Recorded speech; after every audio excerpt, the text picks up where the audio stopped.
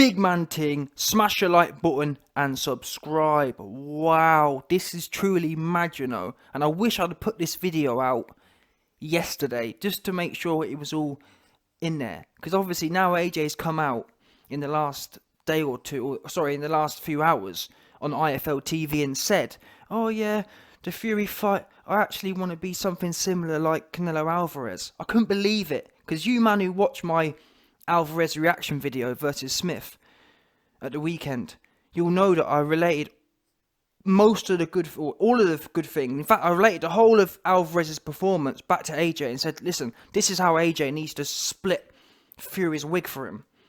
And I think it's mad. I don't care what no one says, man. You listen, you tell me. No one ain't saying these things I'm saying, man. Your boy AJ's locked in. And on that basis, since McCracken ain't doing his job, the YB's happy to fill them boots and do some more analysis. So, you've seen the title here. Let's get serious. Let's turn it up. The title is Canelo Alvarez shows or lays the blueprint for AJ to push Fury's wig all the way back for him. No doubt. So what did Canelo actually do great in this fight? And I spoke about some of these elements already in my reaction video to the fight, but listen, we're going in specifically, yeah? In this fight, and it's important to note as well, when we talk about these things, we know AJ's now proven he can go backwards with the best of them. No problem, we get that. But still, for this Fury fight, and to be honest, in general, in this heavyweight division today, there ain't no need. Rob McCracken, in my opinion, is not the issue. Well, it is the issue. Whatever you want to call it. For whatever reason, McCracken is a source here. Don't take any risk and stay behind the jab. That has evolved into you can't ever come forward now. And I think me and my Patreon dons have talked about, it seems to be ever since Tony Sims left, there's been the offensive attitudes just waned, and it's different trainers, to be fair. Some trainers, look at Ben Davidson, he's completely offensive. He's even worse than McCracken. He refuses to let any of his fighters take any risk.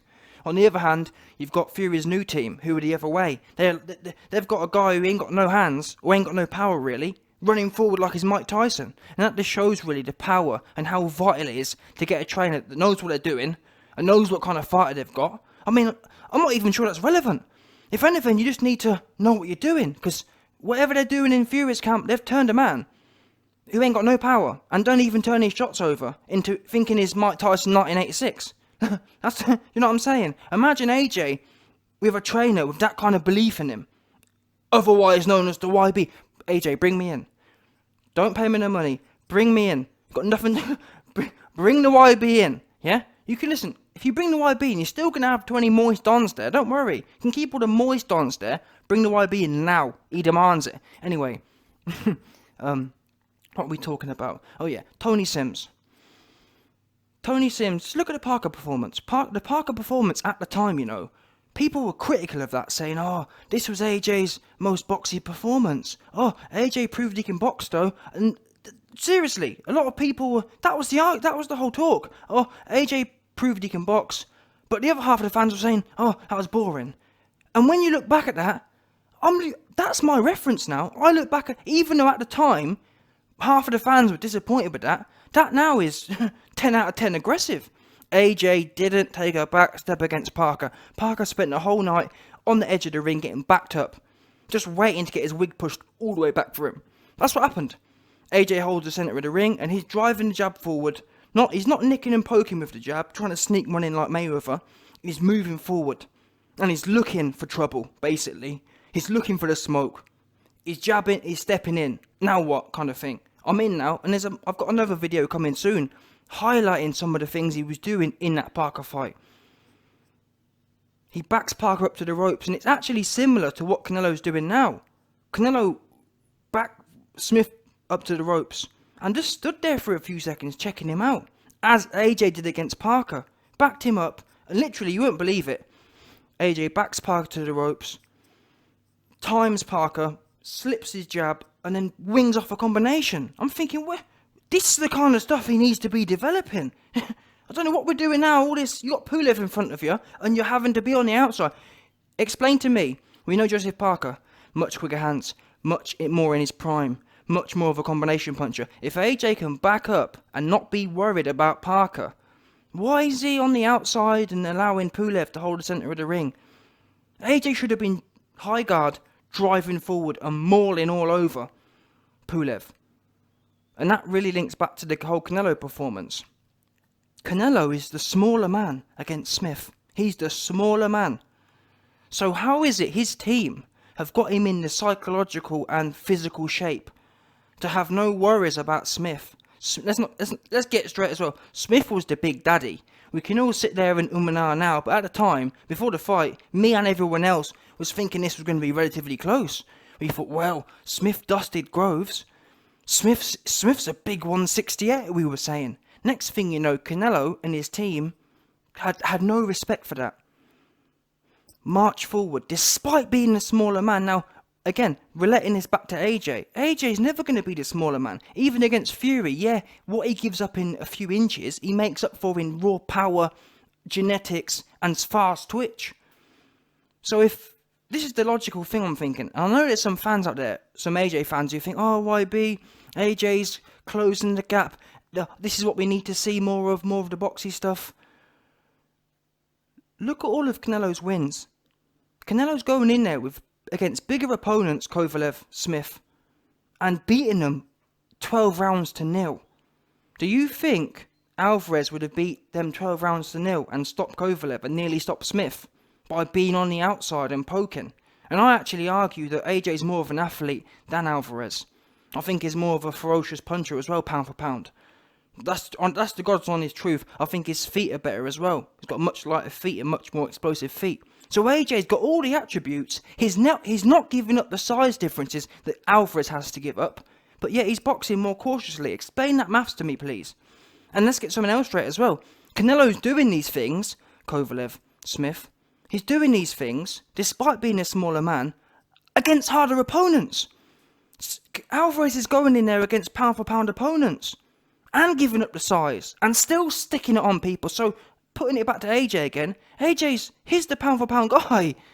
How can the pound for pound guy who's bigger not be dominating people like Canelo is? This is the baseline for me. How Canelo performs is the baseline for AJ. That's where we start. That's not where we finish and that's the best he can do. AJ should be finishing these kind of... He's not even fighting these kind of opponents. The next time AJ gets in the ring, with a Smith or a Kovalev type of opponent, will be Fury. Pulev weren't no Smith or no Kovalev. So what are we doing? Do you know what I'm saying? And this is what was going through my head watching Alvarez's performance and thinking about AJ's performance. And any AJ fan out there, who thinks, oh, we need to see more of the boxing stuff, just explain this maths to me. Explain this boxing triangle. Why is it Alvarez, who isn't more ferocious or more talented as an offensive boxer in terms of raw materials? At the moment he is, because he's actually implementing what he's got. But I'm saying in terms of raw materials, you can't say Alvarez has pound for pound quicker hands. You can't say Alvarez has pound for pound harder punch. You can't say Alvarez has pound for pound quicker feet. The only difference at the moment is the application. Alvarez is applying a less abled body, and of course he's still, you know what I mean? Of course he's still a world-class, super elite body and whatnot, and attributes. But I'm talking compared to AJ. Overall, I'd say pound for pound, Alvarez is probably like 89 out of 100. AJ's a 91 or 93. That's the kind of, in terms of FIFA rankings or FIFA online score, that's what I'm talking about here. AJ's got a 93 overall ranking, but he's not implementing it. His implementation, Alvarez is implementing 89 out of 89. AJ's implementing 40 out of 93. That's what's going through my mind at the moment. These aren't the opponents AJ needs to be all boxy for and all cautious for. If AJ has to go in there against a reincarnated Mike Tyson 1986, I understand potentially why him and his team are deciding against chin down, hands up, like Alvarez, and walking Tyson down. I get that. These cats today, Fury, Pulev, they ain't no 1986 Mike Tyson. And I don't know who AJ's got on his team. As I said, I think potentially Tony Sims leaving hasn't helped, based on the statistics. But whatever it is you need to do, listen, I think ultimately you need to bring the YB in. It's no good nicking the YB's lyrics about Canelo and whatnot. Bring me in. Don't worry, you're still going to have 20 more dons in there. But bring the YB in and we'll get all this fixed out for you. Sorted right out. But now, on a serious note, where were we? No, we were gassing the place up, that's where we were. But, no, yeah. Anyway, let's take it back to more of the technicals as well. Let's run through these so it's clear. What are the actual elements Alvarez did against Smith, did against Kovalev, that AJ really needs to implement? What would I do on a technical, broken down basis? Number one, the guard. Look how tight Canelo Alvarez's guard is. A lot of the reason people think, oh, YB AJ can't come forward, that's because your guard ain't tight and you haven't trained for it. When you've trained, listen, the bottom line is, look at Canelo. However he does it, that's how you do it. You chin down, your elbows in, your hands are high, stuck to your head. Not wide open, so shots come right through. Not airy-fairy. I really can't put it any better. And what have I been saying all this time? Chin down, hands up. And that's what I mean. If anyone was wondering, well, what does YB mean by AJ needs to be chin down, hands up? That's exactly what I mean. It's not stiff, it's not boring, it's Canelo Alvarez. Yeah? Because when you got that kind of guard, heavyweight or not, shots ain't getting through. And if they are, your arm's in the way, and it just gives you a base to work off. Smith was talking about, I just couldn't get anything through. And the shots I do get through, he rides them. And that moves on to the next point. So we've talked about the chin down and the hands up, the head movement. I'd rather, Rob McCracken seems like committed to having AJ just jabbing and all this extra running around the place with his footwork. Rather than be lazy, everyone knows who knows boxing, the most basic defensive maneuver is moving your feet back. That's not really skillful though. Skillful defense is when you keep your offensive advantage, i.e., whenever I defend myself, I'm going to be in a position to counter. And that's why the high guard's so great, because you can parry a shot and then you're in a position to counter. Just by moving your feet backwards anytime someone comes towards you, you ain't in a position to do squat then. That's defense level 1. AJ's in the prime of his career now. We should be past that. I want to see head movement. When are we going to see AJ in the pocket moving his head and countering off it? And the crazy thing is, I think I even mentioned it at the start of this video. I've got a clip coming out soon. AJ versus Parker. AJ's in there, backs Parker up to the ropes, and just pauses. Parker throws a jab, AJ slips it, and whips a combination. You wouldn't believe it. AJ's timing, slipping, countering. High-level offensive maneuvers. Or high-level defensive, offensive maneuvers, counter-punching. We've got, I don't know, and I think it's linked to Tony Sims not being there. I don't care who it's linked to, why are these things not being developed? Alvarez does similar stuff. He's moving his head, he's looking to counter. Or moving his head is part of his defense. I've never really, or recently in the Pulev fight, for example, Pulev's slow as well. There's no reason you shouldn't be using these kind of things against Pulev. Pulev's a time, in my opinion, you should be expressing some of these high-level skills against an opponent who isn't really a massive risk. He's not going to knock you out. I told you before, if I was in AJ's camp, I'd have told him, listen, if you want in this fight, we can practice with your hands down your waist, Nas style. That's what I'd have been telling him. Let's test some things out in this fight. Psychologically, AJ's team, way too scary. They don't really believe in him like they don't really believe in him like real boxing heads and the YB's dons and real AJ fans believe in him. That's just the bottom line. That's what I'll be telling him. Listen, don't worry about Pulev. Let's go Roy Jones and Naz on him. Just drop the hands and just be fruity with it and just mix it up. That's the kind of attitude I'd have been employing for the Pulev fight. Just no respect for him on that level. I don't respect you enough to put my hands up round my head like earmuffs. Don't need it. I don't respect you enough to be backing up and on the outside and herky-jerky. What for? What are we herky-jerkying for? What's AJ herky-jerkying and bouncing on his toes against Pulev for? Hands down, just march forward, Chuck Norris style. Yeah? Like McGregor said, it's one of them ones. When you don't respect people, simple as that. If you're in there with Ruiz, would I be saying the same thing? No, I'll give him a bit more respect because he has combinations and he has got a bit of hands on him. But even still, I ain't that impressed. That's just me. You man heard my opinion of the AJ vs Ruiz rematch. If I was in the corner, it'd have been getting knocked out. Or we'd have been trying for the knockout. Not all this scary stuff. And look at Fury versus Wilder 2. That really shows how important the trainer is. You've got Ben Davidson, hella scary. Don't want to take no risk. Just look how important that is. Fury's new team turned him from the most scary dude who don't want to take no risk and who can't fight nowhere, apart from backwards, into thinking he's Mike Tyson 1986. That's what's missing. Psychologically and in terms of the actual training. McCracken, however good or not he is, it's all about the jab and it's all about staying out of range and it's all about taking no risk. That's not what AJ is. AJ isn't a big, tall, stiff, useless dude. He's athletic. He needs to be moving his head. He needs to be coming forward. He needs to be pulling and countering. He needs to be doing all these elite offensive, defensive maneuvers. He's got the ability to do that. Do you know what I'm saying? He's not some stiff pole who ain't got really a clue what he's doing or hasn't got the IQ or hasn't got the physical ability. This, AJ, in my opinion, is the most talented frame and the most talented athlete in boxing history. Oh, you can all laugh about it, but that's my... You show me a better athlete then. Show me one. Show me someone who's... Look, AJ's a better boxer than all of the boxers. Apart from maybe Fury, and I'm not being funny, in a year or two he'll be better than him as well. In 2 years, since Tony Sims left, AJ's the best boxer in the whole division. And that's just how malleable he is. You couldn't turn Fury into the best inside fighter who can knock people out. That's what you couldn't do. So when I say these things, it's on that basis. These people need to be getting stopped in devastating fashion. He's already stopped, and this is the scary thing. AJ's so good. He don't even have to be... He can be the most defensive he's been in his whole career, and still people are getting knocked out in the 10th round.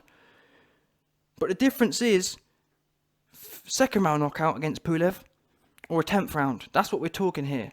Both are acceptable, but one's great. One's getting the most out of yourself. Pulev's a 2-round fighter against AJ. He's not a 10-round fighter. Against the best AJ, that is. Against an average or below average AJ, yeah, he's a 10-round fighter. But a great AJ is a 1-round fighter, 2-round fighter. Pulev. Anyway, before I go, let me round up some of these other points. We've talked about the high guard.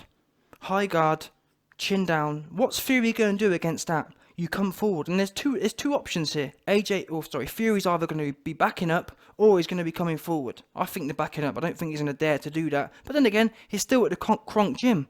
I don't know how gassed they've got him. Either way, if Fury decides to go backwards, it's going to be imperative. AJ, chin down, hands up, marches forward. Chuck Norris style. Yeah, that's what he's going to need to do. And go looking for him. Secondly, if Fury comes forward, guess what? You got your chin down and your elbows in, just like Alvarez did against Golovkin. Golovkin's a great clubber. Didn't phase Alvarez. Guard too tight, not a problem. The other thing we talked about, or what we're going to talk about now. So we've covered the guard, we've covered the head position, the footwork. Now this is where Alvarez is lacking, but this is where AJ can inject something. When Alvarez was attacking Smith, his feet were too slow. Look at Mike Tyson's a much better reference for footwork. For offensive footwork, Mike Tyson's much better, much more explosive. Now, it comes at a cost, it's tiring, but look at AJ's gas tank now. You don't run out of gas. So, yeah, do I think AJ can be as explosive as Mike Tyson with the feet? No, he's a bit too big and he's a bit too tall, but there's a middle ground there. That was my big criticism of Alvarez. His feet were too slow. And he was just a bit too calm. But it's getting that balance. There's somewhere in the middle there between totally ferocious Mike Tyson and Alvarez. The middle point is what AJ needs to be looking for. That's the footwork covered. Cutting the ring off. AJ knows how to do this. We've seen him do it against Parker. I don't know what. The Pulev fight, he weren't cutting the ring off. He was too busy on the outside. But that's what needs to happen against Fury. Now, if Fury comes to us, great. But even then, there should be no coming to us. What do you mean Fury's coming to us? We're going to him. We're cutting the ring off to him. I don't care how ferocious Fury thinks he is. I don't care how ferocious Fury's team have got him. I don't care how gassed they've got him. No matter how gassed Fury is, yeah, AJ's holding the centre and he's coming forward. Fury could come running out and I want AJ on the other side of the ring quicker. That's as simple as that. And if you don't agree with me, explain to me why AJ should be going backwards against Fury. Just explain it. I need to hear the maths on it. Has Fury got a better chin than AJ? No. Has Fury got a better insight, got a better harder or whatever shots on the inside than AJ? No. Has he got a harder jab than AJ? No. Better right hand? No. So what are we doing? I'll give him the head movement for now, but that's only because AJ hasn't worked on it. If AJ spent half a bleeding camp working on his head work, I'd put him up there with Fury already. Just on, not because I'm a fanboy, but that's just his ability. So, we've covered the hand, we've covered the guard, we've covered the chin, we've covered the footwork, closing the ring off, and putting pressure on people. Not rocket science. Once you've got people under pressure, this was the other thing that Canelo did do well, but there was also a bit of holes in it. When Canelo backed up Smith to the ropes, he was calm and cool and collected. And he just paused there, and that's a stunt. He'd back, and this is what, I'm going to show you a clip, as I said, of AJ versus Parker, but AJ was doing the same thing against Parker. He backs Parker up to the rope, and just pauses there, and just looks, and ultimately ended up countering. He ended up timing, slipping, and countering in the end. But that's what you do.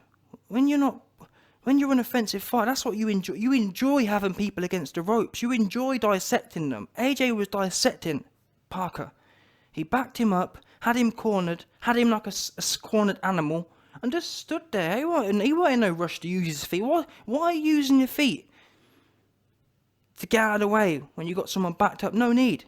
Against Pulev, AJ is always looking to get out the back door. No matter how much he was whooping Pulev, he was always anxious to get back out again. Why? Go back and watch the Parker fight. Backs Parker up and just stunts there. The same as Alvarez versus Smith. And then, when he chooses to, Alvarez lets the combination off. Lets 2 or 3 shots off. Now, this is something that AJ actually does better.